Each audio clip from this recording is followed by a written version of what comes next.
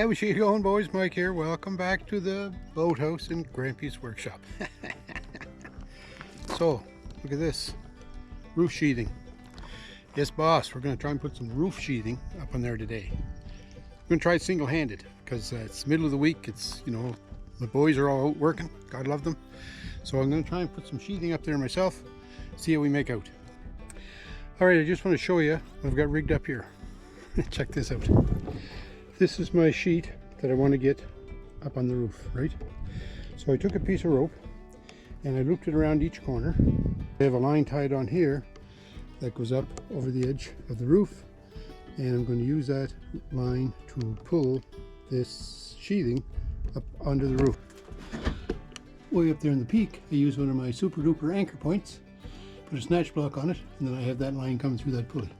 So what I have to do is pull on this line here, and that sheathing should slide up there slick as anything. Also, to make sure it stays up there and doesn't fall back down on me, you see on the end of a couple of rafters there, I put some just ledges there to hold the sheet so it won't come back. And I also, if you notice, there's a 1-inch spacer between the high point and the end of the rafter, because I want my sheathing to overhang those rafters by, well, at least 1 inch, because I have a fascia board that has to go on here. All right, so that's the plan.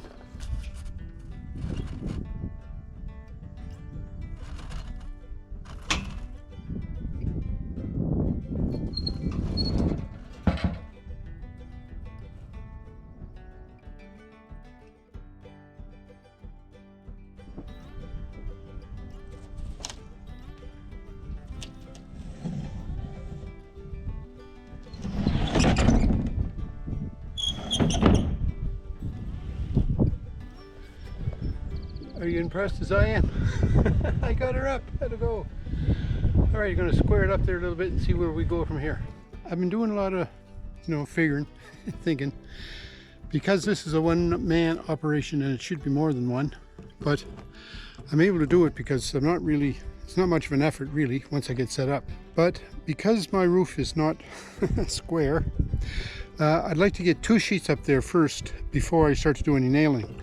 So I modified my my attack plan. I took a couple of pieces of 2x4 and put a nailer strip along the top of them so I could support them between 2 of the roof rafters. So then, and I put a little support block on each one. So then I lifted my sheathing up on there, and it was a lot easier to lift the sheathing up that high. So now I've got my rope twist and tied on each corner. So I also went to work and I put my other anchor plate up at the top of that roof rafter, and I have my snatch block on that, and my rope is set up. So I'm going to go around the other side now and pull this up and see how this one goes. And then once we get both sheets on the roof, I'll be able to jiggle them, make sure that the corners are straight and the edges are straight and tight together.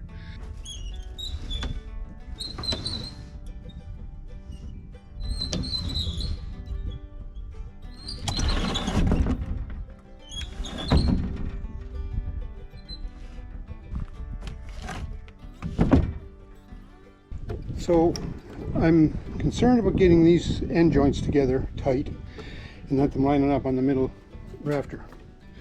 It appears that that's going to be all right, and that joint is tight. The other concern I have is the overhang. I designed the boathouse so I'd have a foot of overhang on either side. So when I measured this far side, at the top I had 12 inches, down at the bottom I had 13. So, that's telling me about the unsquareness of the building. I thought I had it pretty square, but apparently I don't. So what I'm going to do is, I'm going to measure down at that far end, and then up here to see what that overhang is, and go from there. The problem is if it's out by a lot, like 1 inch, like that far side there, by the time you get up the top, the gable overhang will be noticeably different, and we don't want that to happen. We would rather them be, not noticeable. Well, I got some really good news here. I measured this overhang on this gable. It measures 11 1/4 here and 11 1/4 up there. So I like that. That tells me that When I put the next sheet on the top, it should be continuing 11 1/4 or pretty close to that, right to the peak. But if you can see that joint, it's pretty tight all the way up, so I like that. And the distance from the top of this sheathing to the peak is the same for all of them. So I'm going to nail those on and we got to start on putting the roof on. So if for no other reason than my own, I want to show the first nail going in the roof. So I already have it started. Voila, the first nail.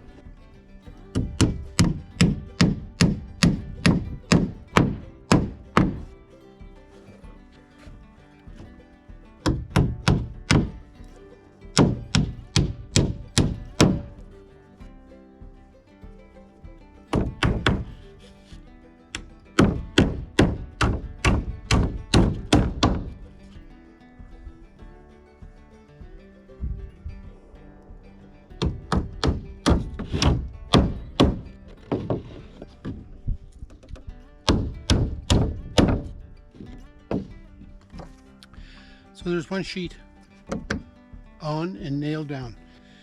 Hey, another nice day here at the lake. Holy dime, the weather the last couple of days has just been top notch. On a scale of 1 to 10, it's probably a 12. Anyway, we're gonna head down, put some more sheathing on the boathouse. Let's get at her.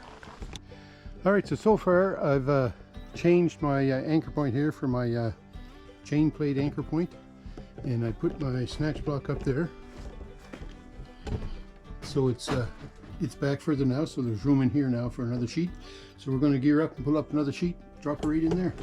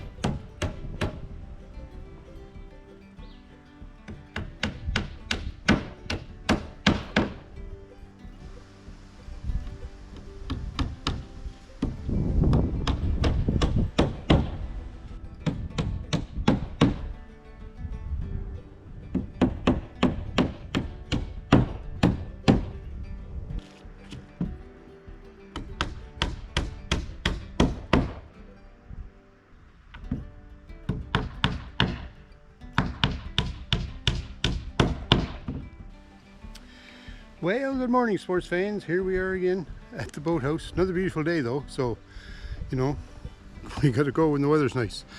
I'm going to try and put some sheathing on the front here of the boathouse. I put my little cleats on the end here, and they're going to hold the sheet as I throw it up there. So I determined that this sheet was only 39 3/4 of an inch wide or something. So I set an edge on there. I'm going to run my saw along that and buzz the end off of that off.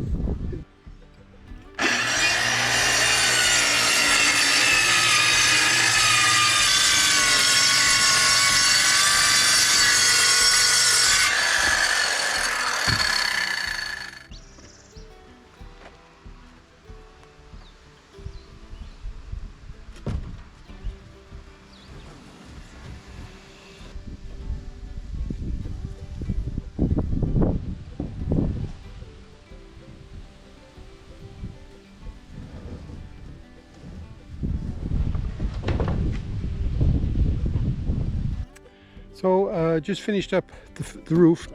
The front pieces here, they didn't go on nearly as slick as the back ones. They were a little bit out of alignment. I had to cheat a little bit, but they're up there. And then the last piece here, hope you can see it in the sun. There, that's better.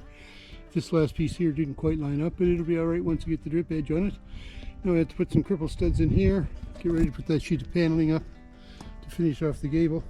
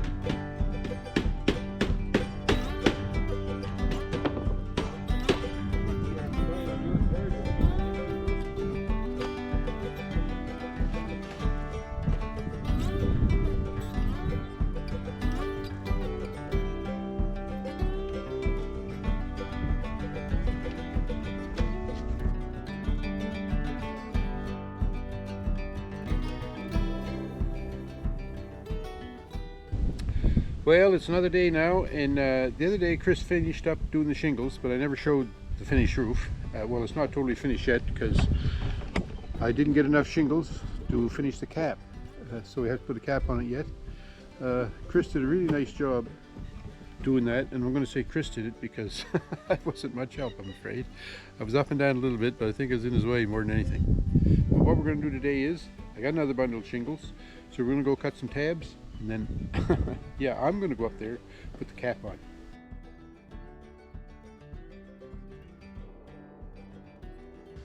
We need 12 full shingles to do the ridge cap. And I have 2 shingles left over from the old bundle. So I'm saying I'm going to need about 10 shingles to be cut up into tabs. Pretty simple, eh?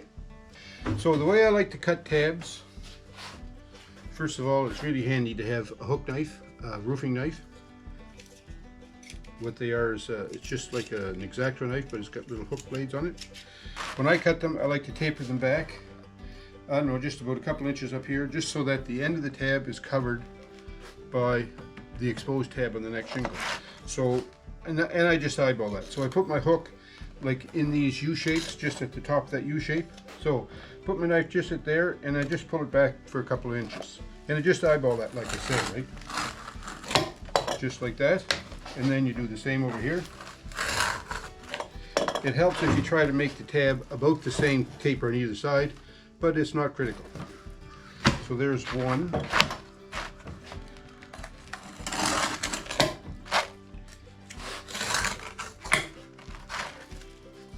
2.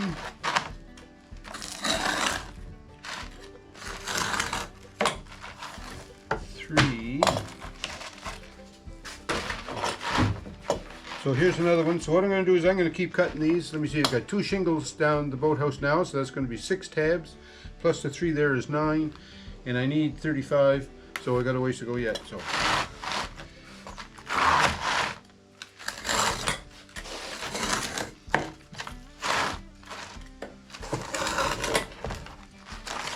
34, 35, 36. For this, what I do when I put a cap on, depends on which way the prevailing wind is blowing. Now the wind always seems to come off the lake, so I want the wind, if the wind is blowing this way, I like the cap to lay down so that the tabs point away from the wind. So I'm going to start on this end.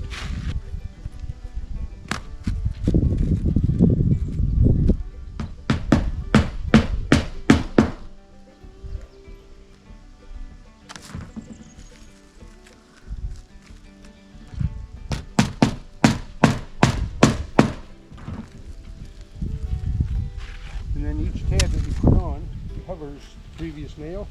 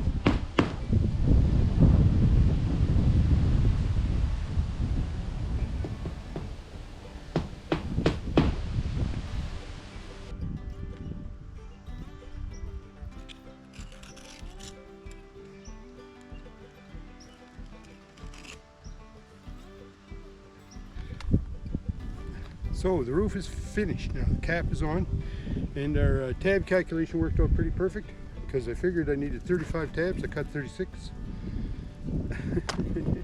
What can I say?